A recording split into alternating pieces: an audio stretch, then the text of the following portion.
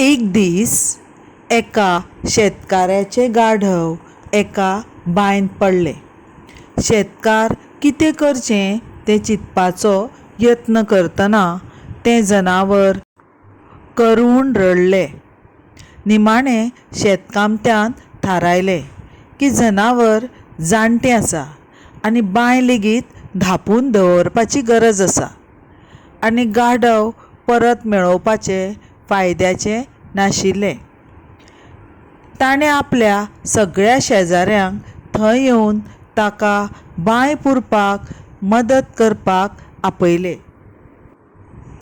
ते सगळे एक एक खोरें घेवन बांयंत घाण माती फाफडावपाक लागले. सुरवेक गाढवाक कितें घडटा तें कळ्ळें आनी तो भयानक रडलो. मागीर सगळ्यांक पळोवन अजाप जावन तो शांत जालो. कांय वेळ भर घालून शेतकारान बांयंत सकयल पळयलें आनी पळयलें तें पळोवन ताका अजाप जालें. फाटीर पडपी दर एका फावटी भरी उपरांत गाढव कितें तरी अजापीत करतालो. फाटीर पडपी माती तो ती आंग हालोवन सकयल उडयतालो आनी एक पावल वयर काडटालो.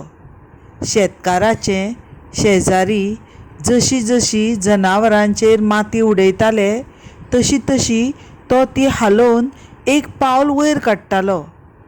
रोखडेंच गाढव बांयच्या कांठार पावल घालून भायर सरतना पळोवन सगळ्यांक अजाप जालें. नैतीक जिवीत तुजेर अशीच घाण फाफडावपाचें आसा. सगळ्या तरांची घाण, तातूंत घुसपूंक नाका.